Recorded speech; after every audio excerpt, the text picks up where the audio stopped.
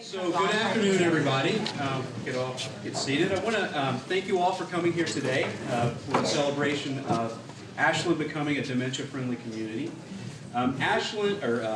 Dementia and its various diseases afflict over 46 million people globally each year, and I think all of us have been touched in some way, shape, or form by dementia through our lives. And so that's why I'm really pleased that we're taking the steps to limit the impact of dementia in our communities and again in our everyday lives. First, I'd like to thank WACA-TV for the initial grant to get this party started. And then I'd also like to thank members of our legislative delegation, including Senate President Karen Spilka and Representative Jack Lewis, who's there in the back, for also being able to procure funds for moving this important work forward. And this would not have happened without a great team, a great cross-departmental team making this happen and doing a lot of great work. And with that, I will turn it over to our Board of Selectmen member, Steve Mitchell. Thank you, Michael, and welcome again to the Ashland Community Center. And I would like to also thank a few people, of course, WACA-TV Elder Services for the initial grant, and Susan Longmore, who was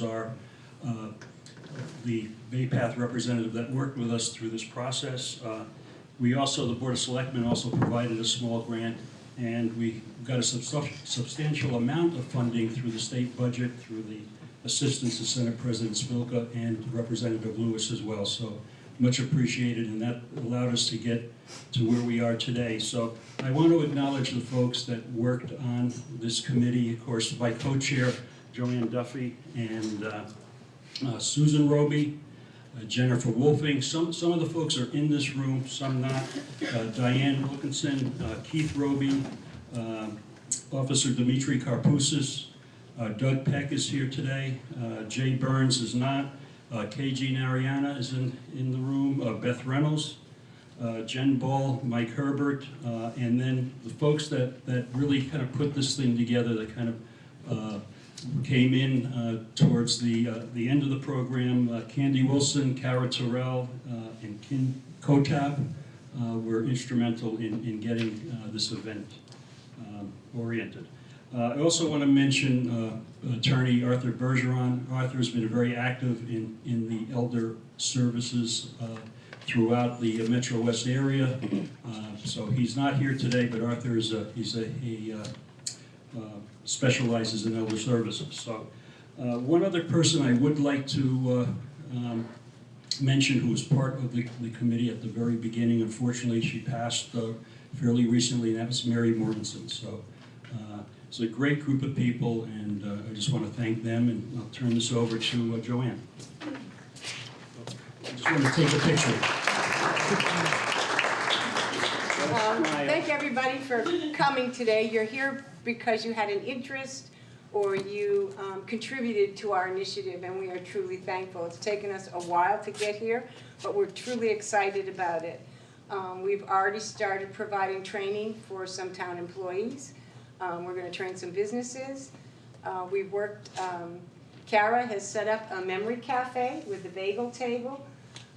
Kim is working with another restaurant, and we're going to have a purple table, and that's a place where folks can come and have dinner in a very welcoming setting. The police department, with the help, well, actually Dimitri Karpousis set up we have a form to have a registry, and we can collect information from caretakers for their folks, and that will give the police and the fire a little heads up if they stop someone or see someone, or even if someone gets lost, and what their issues are. We have today Tammy Pozaricki from Alternatives in Alzheimer's Care, and she is going to provide a short presentation just to give you a little background. Christine D'Alessandro is somewhere here too. Raise your hand, because Christine is the executive director from WACA-TV, and they're the ones that started the program with us and gave us the support so that we could get to this place. Ashland is an awesome community, and we certainly appreciate the excitement and support that we've received so far. We hope that you will enjoy the snacks that we have today, and we have some reminders of who we are on a back table. Please help yourself. And Tammy, Yes. here she is. We'll start her presentation. I'm just going to straighten the thing. Does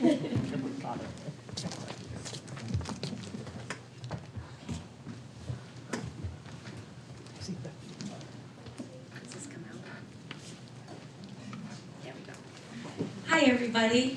I have a little cold, so I apologize for my voice. I'm very excited to be here. I was part of Christine Alessandro's team when we did Come to Be Dementia Friendly from Marlborough, Northborough, and Hudson. They're still going strong. We now have 3 daybreak programs in all 3 senior centers, which is a few hours of a respite program. And it's just an amazing transformation of a community. So what I did was I put together a few slides. I want to talk to you more about what it means to become dementia friendly. And then I have 2 short videos that really depict what it means, what we have to do as a community. So, and please ask questions along the way. So what the first words on this slide, it takes a village. It absolutely takes a village. For one person to be cared for living with dementia, it takes a village. The Act on Alzheimer's, this all kind of spawned out of the Act on Alzheimer's in Minnesota.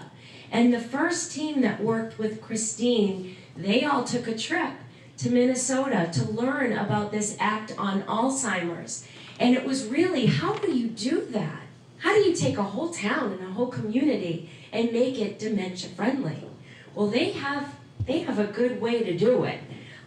So Christine led the way, and the team did it for the 3 towns, and it is rapidly growing throughout the United States and other countries as well.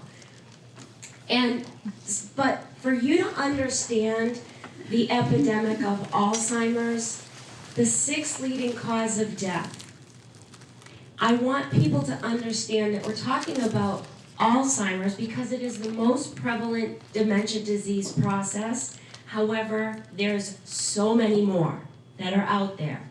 I do want to mention the Alzheimer's Association and Julie McMurray sitting here with us because they are an amazing organization that you need to know about. And we want to spread the word. They offer support, education, funding for research. Their biggest event, the Walk to End Alzheimer's. So if you don't know about them, you need to. They are the go-to, okay? They're the ones that find out these facts. 5.7 million people in the United States. Every 65 seconds, someone develops dementia. 1 in 3 seniors dies with some form of dementia. Look at the numbers in Massachusetts. 130,000 folks in 2018, 150 in 2025 is projected. But I want you to understand, those are just people who have received that diagnosis. We have so many people living in the community that haven't seen a doctor about it, that haven't got a workup. Understanding that dementia, just a set of symptoms. Okay, we need to find out what's causing those symptoms because guess what? There's some reversible causes out there. Alzheimer's does not discriminate. It affects every country in the world. It also is no longer a disease of an older adult. It is affecting younger people, 50s, 60s, even younger. Age is the biggest risk. So as we get older, we kind of have to face it. We have 78 million baby boomers right now, and age being the biggest risk of developing a dementia disease process. So these are the reasons why we have to take it seriously. And when someone develops dementia, the first thing that happens, withdrawal, isolation, depression, that's what Dementia Friendly is trying to avert. We want people with dementia out and about in our community, engaging. Socialization is actually the #1 treatment for dementia. Being with people, not losing human connection. And we can do that as a community in various sectors of the community. These are the real life experiences of someone who lives with dementia, right? They feel withdrawn, they get lonely. They are dismissed in our community. We want to pull them out of their home. Family, friends start disappearing. I saw all this happen with my grandmother, who had a very long journey with Alzheimer's. But then I also saw what it did to my grandfather. My grandmother and my grandfather were two of the most lively couple. They'd go out dancing every weekend. They had so many friends. He was president of this and president of that. They took trips. They were amazingly social. When she developed the disease of Alzheimer's, we could see it slide down. We could see them start to isolate. Oh, where are their friends? They're no longer around. We want to remove the stigma. We want to gain awareness so that people aren't afraid to engage with people living with dementia. What does Dementia Friendly's community do? We raise awareness, we remove stigma, we get people out engaging in their community. We want to create places, groups, and engaging activities for families and caregivers and people living with the disease. We want to create those spaces like the Memory Cafe. What can your community do? Identify the needs. I think you've already done that. You've come together as a group and you know what your town of Ashland needs. There is an investment that has to happen, and it's not just a financial investment, it's everybody in this room coming together to say, yeah, this is important enough. It's providing education and that people understand it. And I want you to think of your town, your community in 10 years from now, 20 years from now, if we do nothing. Understand that it's not going to be a nice place. We have to change the way we live because the epidemic, the numbers are going to be high. So where are the educational opportunities? I bet you could find some that aren't on this list. Places in your community, first responders, banks, businesses, grocery stores, hair salons, barbershops, restaurants. There's so many places and so many people that don't understand what dementia is. They're afraid of it, actually. And what can you do? Be part of the solution. Be part of supporting the actions that this entire room is willing to do. So I want to tell you a little bit about Memory Cafe because that's something that is just continuing to grow. You're now going to have one in Ashland, which is wonderful. The concept was actually started in Europe by Dr. Beer Meissen, who really saw people isolating. And he wanted to help them by setting up a place where they could go that was safe and it was accepting, and caregivers could meet other caregivers who actually are going through a similar journey. So in 2000, that was in 97. In 2008, Dr. Lockvig brought the first cafe to New Mexico in the United States. But she had a different idea of what a memory cafe would be. His was a little more structured, more supportive in the fact that he would have lectures and educational series, but she wanted to have a party. She wanted to make it like a really fun time to be at. So she started the first one. She wrote a book, actually, and the concept has really grown throughout United States and other countries. And in Massachusetts, when I heard of the concept, there wasn't any. A family member brought it to my attention, and I looked into it, and the closest one to us was Dover, New Hampshire. So I went to Dover, New Hampshire, met with the facilitator, talked with Dr. Lockvig, and started the first memory cafe in Massachusetts in 2011 called Create a Better Day Cafe. There are now over 100, and it just keeps growing. It is awesome. And really what happens, it's a couple of hours. The caregiver brings their loved one. They have refreshments. They have entertainment. And it's just a fun time. It's respite for both of them. It's time where they can leave the disease at the door. So these are just some pictures of real cafes that have happened. And these are the benefits. Because what happens as friends and family start to dissipate, we need to create new opportunities for social networks. These people actually in the Metro West area, we actually have a group of facilitators who have gotten together to support each other's cafes and promote them. So what we do is consciously make it so that no two cafes are competing against each other. And then we get to have cafe hoppers. The cafe hoppers go to all the different cafes and they filling up their week with socialization. It's wonderful. Then we hear about Purple Table Reservation. What an amazing thing.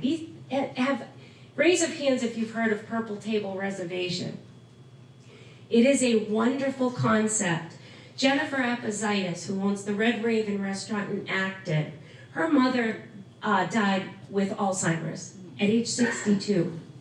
And she knew her mother loved to go out and dine, but she knew that it was increasingly becoming a problem.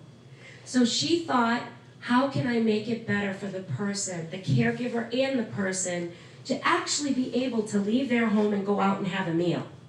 So she put together this concept of Purple Table. And all it is you're calling up the restaurant, you're saying, I'd like a Purple Table reservation. The restaurant will suggest a day and time that is best when it's quiet. They can seat you at a well-lit area. The service staff are trained. The menu might be a little easier than some of the menus out there. And they're given time and more attention. And it's been very successful. That concept, too, is going across the country. And I know Ashland is trying to get restaurants on board with that as well. So these are two videos to show you what little small changes can happen. The first video is of a woman, and we're going to go through her experiences in the community. Then the second video is actually the Act on Alzheimer's video to explain that too. So give me a moment while I click this on, and hopefully you'll all hear it and see it. On air as the sun rises tomorrow morning from 7 o'clock here on 107.9 FM.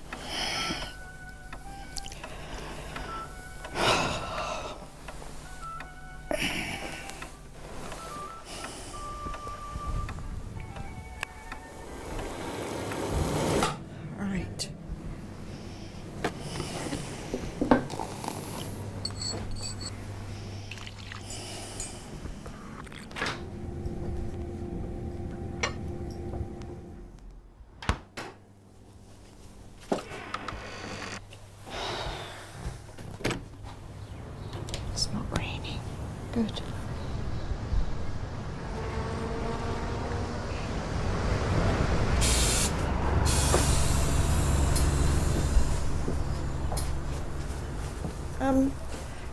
What? I've forgotten. Should I? Just both sit down. Just both sit down. Yeah. Right.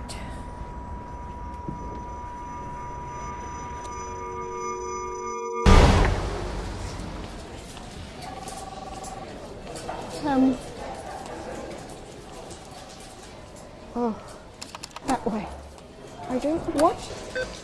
Oh, I don't know.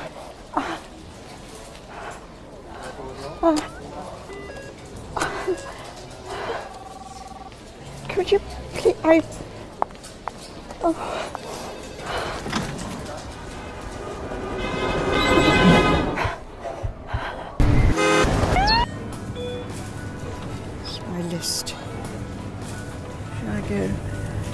so I don't know quite what. Oh dear. Where's my bread?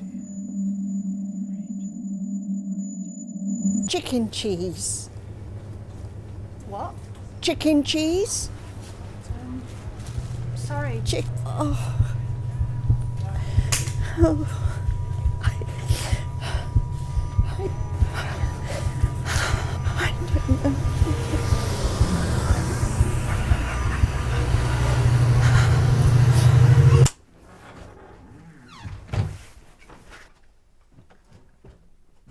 People with dementia have experiences like this every day.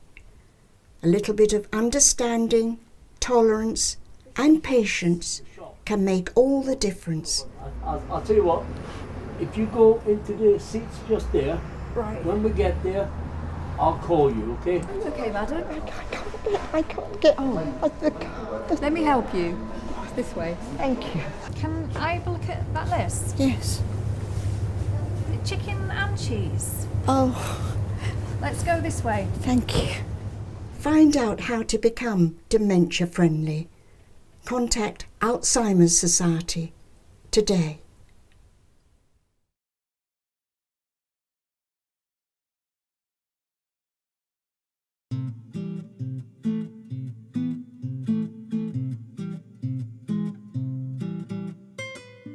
As members of a community, it can be easy sometimes for us to spot someone in need. But when it comes to people with dementia, the signs are not always so obvious. Without the support of the community, families and individuals affected by dementia can often feel invisible, lost, and in some cases, in danger. Everyone has a role in creating a safe and supportive dementia-friendly community. Your community can take steps to become dementia-friendly by following a 4-phase process. In Action Phase 1, you'll bring people together from all areas of the community, from government to healthcare, local businesses, and faith groups. Everyone from young to old should be invited, especially people living with dementia and their family and friend care partners. In Action Phase 2, your community will assess your current strengths and gaps when it comes to meeting the needs of people living with dementia. Then you'll share information with community members so they understand and have resources for adopting practices and policies that will make it easier for people with dementia to carry out their everyday activities like banking and shopping. In Action Phase 3, you'll prioritize what your community can do to become more dementia-friendly. Finally, in Action Phase 4, your community will act together, taking steps to become dementia-friendly and improving the quality of life for everyone touched by the disease. Ideally, all areas of the community adopt dementia-friendly practices, and the entire community undertakes goals they have chosen together. You can become part of a growing movement in creating dementia-friendly communities. By taking small steps together, we can make a real difference.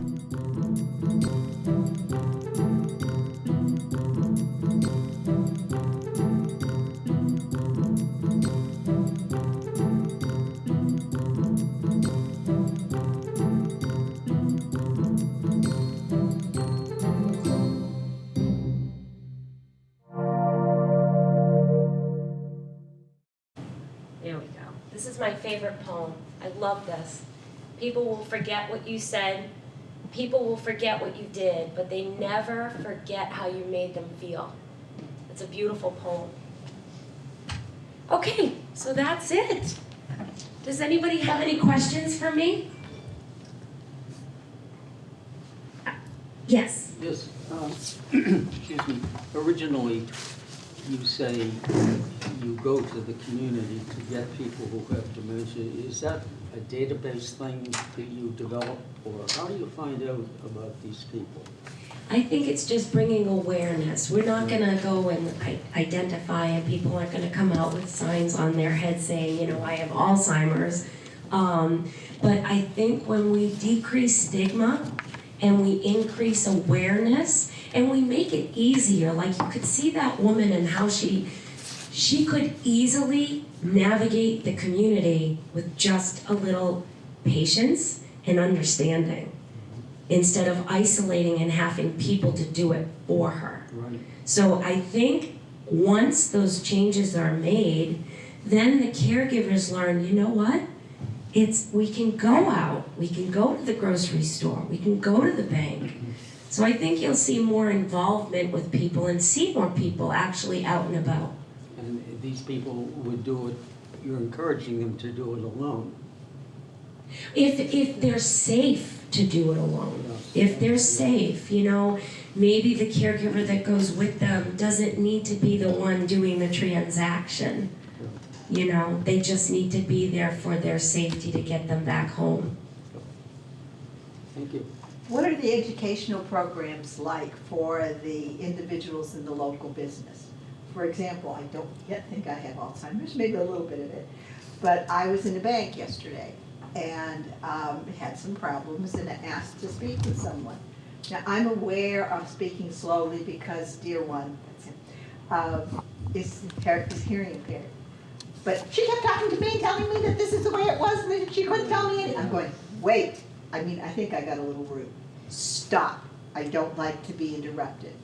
But if you have a patient with, or an individual with Alzheimer's, that's gonna just, where am I? What is she saying? How do I do it? How do I get my card or whatever it is?